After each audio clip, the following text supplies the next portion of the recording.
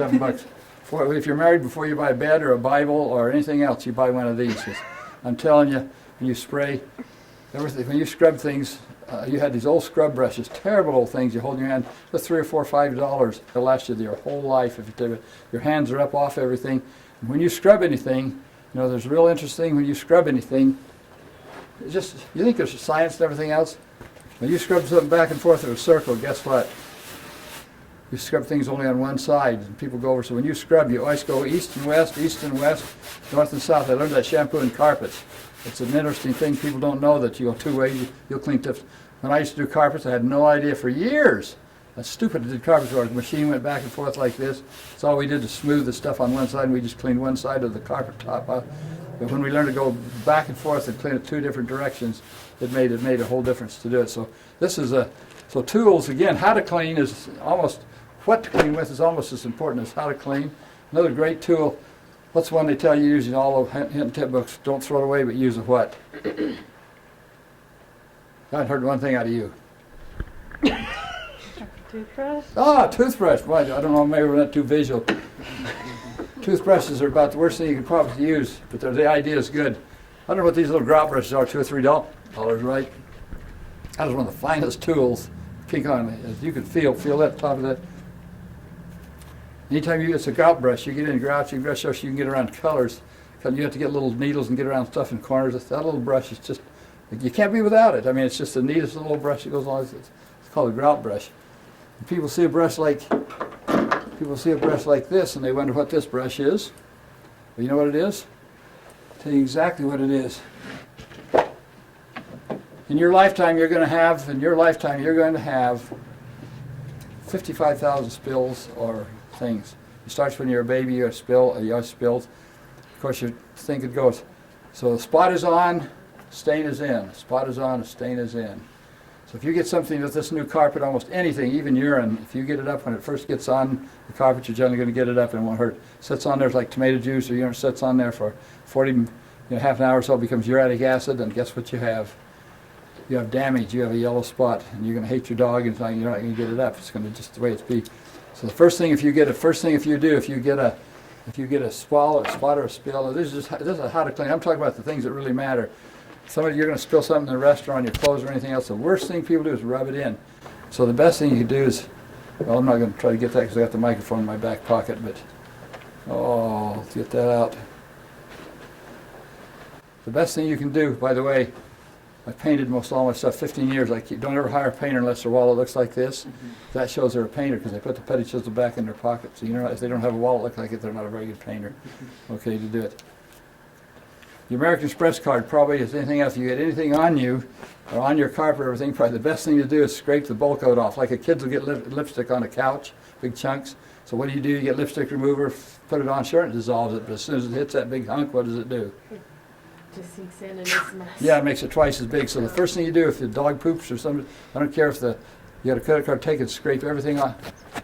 What is that? This is a whisk broom. It has the same edge on it. I'd never seen that before. That sure beats my wallet. Probably wouldn't smell near as bad as it does. You can scrape and get the worst of the stuff off. And then after you do that, guess what you do? You take your spray bottle, take your cleaner. Generally, I just grab, cleaners are about all the same now. Your dish soap, if you can't figure it out, all-purpose cleaners, APC, dish soap, almost all the same thing. So don't worry about getting everything particular. I mean, Basic H, portion pack, Johnson's. I must have challenged them all. I can line all the best guys up. Amway's, I can line them all up. They're all-purpose cleaners, all in the big long line. Take the color out and the smell out. I bet you the owners can experiment all they can't tell there's any other guys. So they're all so close to the same. It's like the Ford and Chevys and the Kias. And when you really get them all down and you poodle all the stuff together, the Hondas, they almost have the same, one way or the other, they check out almost the same. So the first thing you do is spray the spot, and you wet the spot. Wherever the spot is on, you wet it down, put it on there with a cleaner. Dish soap generally is a safe all around thing. And then you don't rub the stupid thing, you lay the cloth down on the thing like that, and let it sit on there with a white cloth like that. Then you have your brush. Whatever you do not brush the carpet. If you do, you're going to pill it. You'll get the swell up, and then you have all these little afros, doink, doink, doink, doink, doink, doink, doink, all over the place. The afro. So you put it on your hands and knees, and the reason that looks like that and it's sloped is You actually beat the tar out of it. Now when I do demonstration jelly, I put a big chunk of tar on the carpet like that, and you take it right out because you use paint thinner. You know, we call it stoddard solid. You just go, and you'll notice all of a sudden that it'll absorb it totally out of there to do it. And you'll keep doing that, and pretty soon you think you got the stain out, but guess what? Marley, what do you see? You see it back again. It wicks. You know what wick means? It comes a wick. It wicks back up through the stuff. So guess what you do? You want to hand me one of my books? Next, what you do, you take the cloth, lay the cloth down on here like that, put it on like that, a white cloth like that. You could give me two. Don't use my books. Use Mary Ellen's Helpful Hint or one of the other authors, but don't use one of mine. You lay the Martha Stewart books. Use one of the others, and you lay it down on there. Book on it. The next morning when you come back, it's the most interesting thing. All that stain and stuff that wicks up through the stuff will wick into your towel, and you'll pull your towel up.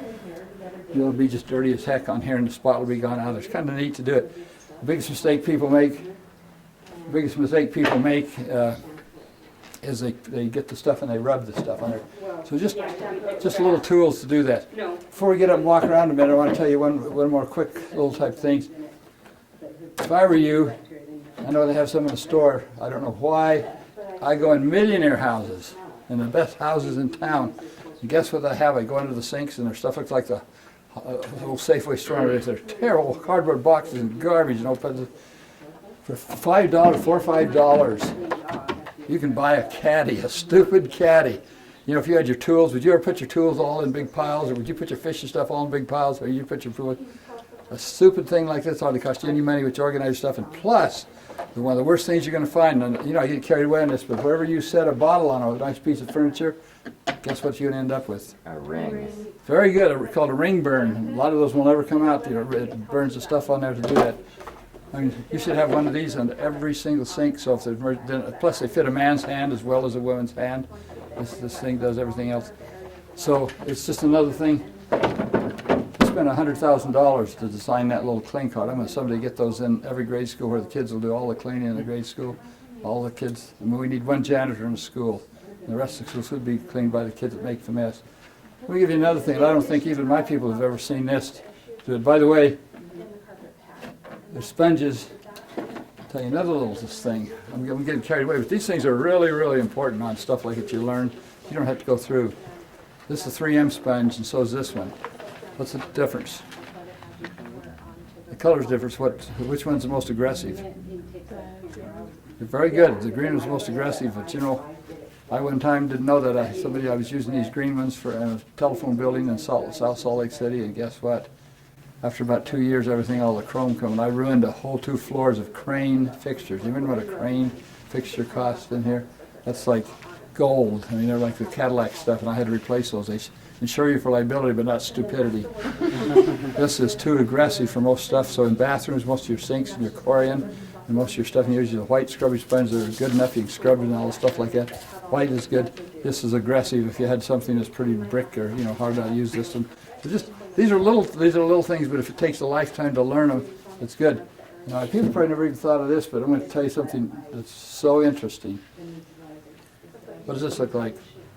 Plexiglass? Very good. Drop. Good. You're coming along there. You must be a senior with a master's degree. Just kidding. It's a drop of water. When you shower, on your shower gets these. When you irrigate your windows, they get these. A drop of water comes. What a lot of people don't realize is it's a drop of water. When it dries, when a drop of water dries, have you ever noticed on a drinking fountain around everything, what do you see? Little rings. You see that ring? That is the mineral that was in the water. When it goes down, it doesn't go away. The mineral has to collect. So the mineral on the bottom of the drop, it sags. And so the next time, this is really high-tech stuff here. The next time you do it, my visuals aren't that great. But the next time you shower, and the next time, the water comes down and stops in that very same place. The mineral that was in the water comes back and stays in that very same place. See how that is right there? You do that for about 6 months or 6 years, or irrigate your lawn for 6 months, and pretty soon, guess what you have? You have a thing. Does that look familiar? You ever looked up close at hard water? I have hard water. You look on your shower, you look on your sink, and guess what it looks like?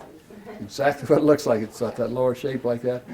Now you've got a cement problem. That is actually buildup. You try to clean it, you'll look really good and you clean it. As soon as it dries, what does it appear? Just like that. So now you got to do something. You got to absorb. You got to absorb this. You've got to dissolve it. And that's what shower cleaners come in. Phosphoric acid. You put in your shower. So if you clean your showers regularly, squeegee and everything, you don't get this too much or in your toilets. The same thing comes in your toilet. I'm going to show you a couple of things we do that. We'll get up and go to the toilets thing. So you're going to love this thing so much you're going to take it to church with you. Okay, we're going over to the toilet right now. Can you guys get up? You can follow me. I'll show you two things. I think we got a toilet. I've got so many stories about this. I even have a beautiful toilet suitcase I carry all over the world and everything else. So you go up to the toilet, and you have your toilet, you use it and you use it and use it. Pretty soon when that water sits in that toilet for a very long time, guess what happens? When people, I'll tell you what, people go, they leave their toilet like this and they go to Phoenix.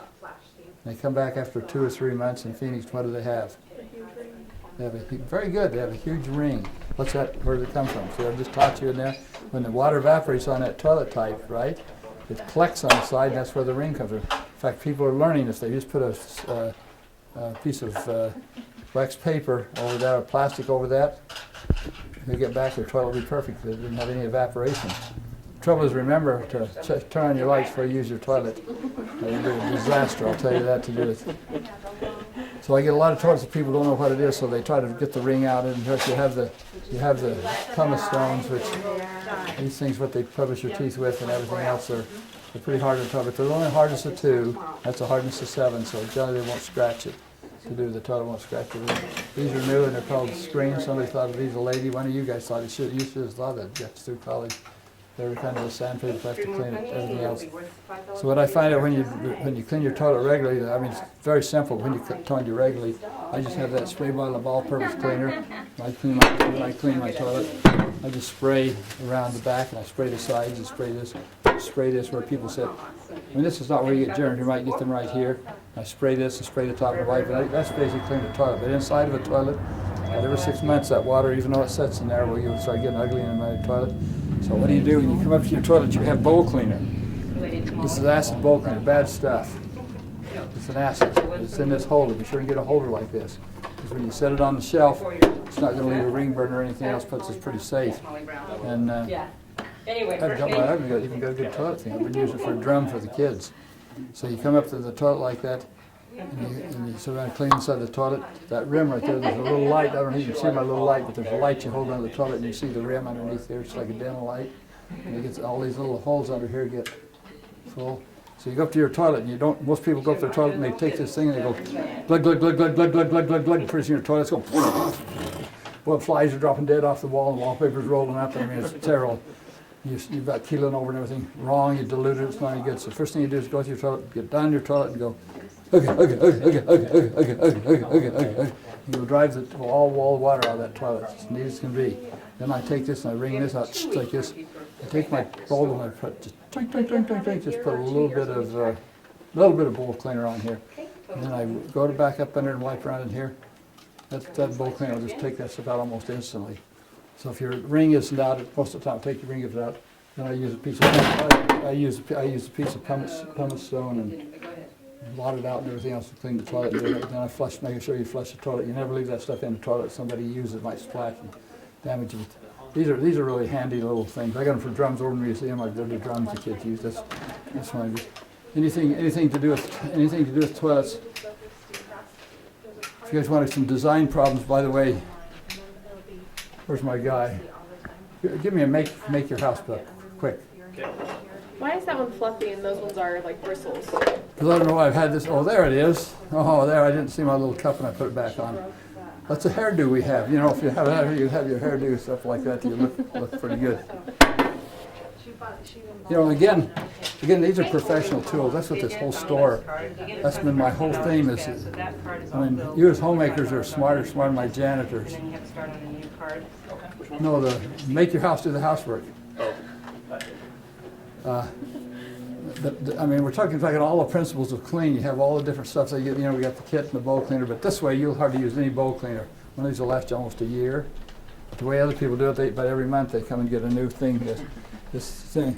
It teaches some almost more principles than what, how to clean stuff is how not to clean stuff.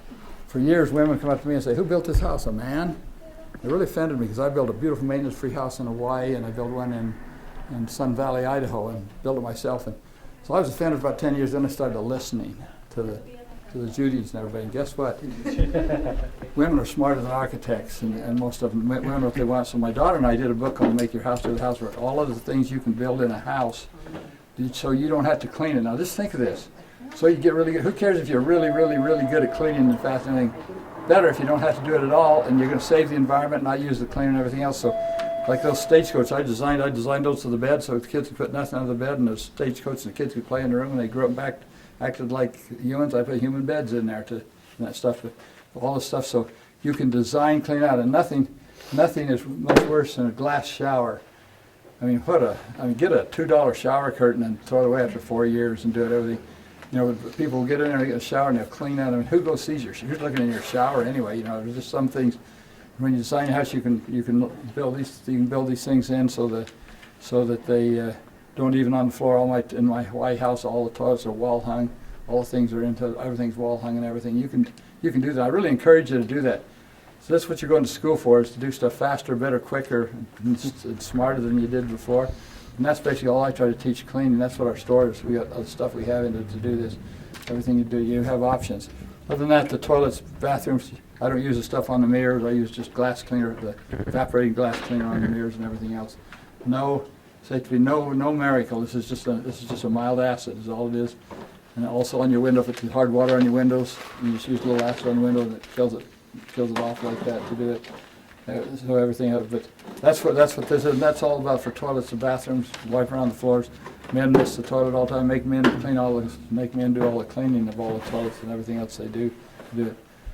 Another biggie that we're doing is over here. Is follow me over here. This is really biggie. People always like the hands-on how to clean stuff.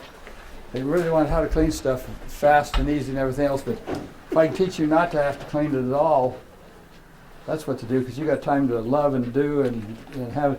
If you're spending time cleaning all the time, I mean, who cares? Who wants to spend all their time eating up chemicals and wearing out carpets and everything? I mean, the less you have to clean, the better off you have to do. I have over in this whole world, there's nothing. It's 3 blocks away from here. How many have been to the museum? You see the vacuums over there. I've got probably 500 of those pre-electrics. Most people have 2. So we made a study of vacuums, but I've worn out a lot of these. We use hundreds of these every night, and there's all sorts of them. There must be 700 vacuum companies. Everybody has their favorites. And I show everybody the attachments for the Kirby, and I say, here's a nose picker, a shoelace stretcher, a gopher killer, a cockroach groomer. And really, Mr. Aslett, people are so gullible, they believe anything they have. So you get all sorts of vacuums. Number one, I don't like tank vacuums. I'm just giving you my opinion after cleaning 60 years. It's like dragging a dead pig or dead sheep through the house on the end of a rope. So if you get a little one, buy a little tiny one like that you can carry in your hand and go around and get little corners. But I like upright vacuums. There's a whole reason of things. We worry about suction. We worry about suction on vacuums. I can't even find a free hose anywhere. Oh, there's one right there. These things have a lot of suction. You'll see all sorts of tricks with these type of vacuums they have. I had a guy once with one big vacuum. We were doing stores and we was hooked up to a Chevrolet engine. He was dinging around with it. You know how you do that doing all that stuff with the vacuum. Put it up to his chin and locked on his chin. And he couldn't get it off. He had 300 foot. Ah! The guy was screaming with a big vacuum, sucked a big hickey on his chin for a week, and the guy couldn't do everything. So everybody says, what kind of vacuum you have? What is the best? What is everything else? And there's not that much. There's just a few techniques of vacuuming that if people do, and I personally like this. I mean, there's $500, $600, $700 vacuums. They'll probably shoot me in here for this, and you get the mealies and all the best stuff. But I really like this an old standard Eureka that we've used, and you can beat them up, you can ride them, you can throw them down the chutes and everything else. And they're about $300, and they're really good big old vacuums. And now they have bags that are really good in them and everything else. The reason you get a commercial one, look at this long length of that cord. I can plug it in clear outside. The new vacuums you get at home, you get a home vacuum. The cord is about 20 foot long, and you're moving it. So I'm really buy a good commercial vacuum. You just spend the $500. People a lot of times will do, there's two things in vacuuming. Most people will have a tendency to do this. Way too fast. So you can go with this 3 times like this fast, and that'll take you a long time. This is twice as fast to do this like this, right? This speed. That thing bounces the carpet, and then the brush hits both ways, and you pull it back, and you go it. Another thing is this cord. People fight this stupid cord. Everything else. So why do they fight it? Because when they vacuum the carpet, they vacuum into the carpet, they vacuum into the room like this. That's the way you should do it, and then back out. But what do people do? They go all the way in the room and think they don't want to leave their footprints, so they vacuum. They walk over the cord and they vacuum. They hit it and they vacuum backward and they fall and they stumble and everything else. Who cares if there's some rump prints in your carpet or two footprints while coming out? You know, do whatever is fast to do. Another thing is, this has a. I find this really interesting. Somebody will buy this vacuum. It's a really good brush. This beater bar is really important on the bottom of this thing. The beater bar on a vacuum is just super, super important. It beats the thing like this. And it's got a little rubber on the thing where it goes in here.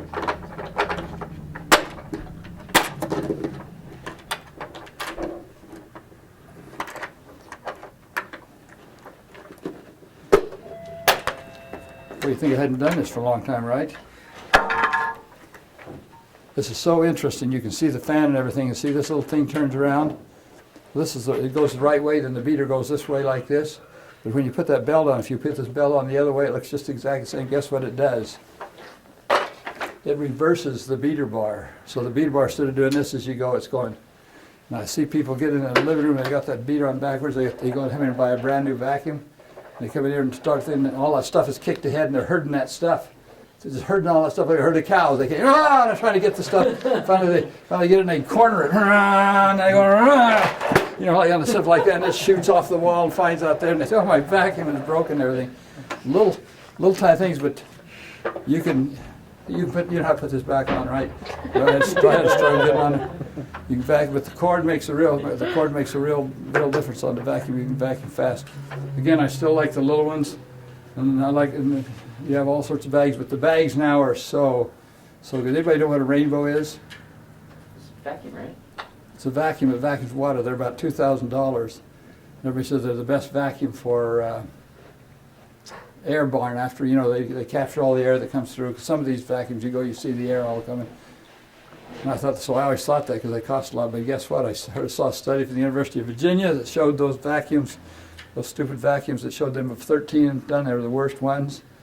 How could that be going through water? So I was in a Hoover factory, and the guy took a brand new rainbow, had a bunch of powder, stuck it in the powder. Guess what? Some powder came out the other side. How could that happen? How does air go through water? In bubbles. So if anything was expanded in the middle, guess what? It goes out the middle. They were the worst. So you learn a lot. So just pay good, get a good vacuum. Vacuums are like appliances now. There's no magic. All TV's full of the Sharks and full of the Dysons. Dyson's done unbelievable. You're a vacuum repair guy, right? Yep. Dyson has done advertisements like you cannot believe. I traveled for Hoover and traveled for Eureka and did a lot of stuff. They paid me $2,000 a day to do, I did all that stuff. But guess what?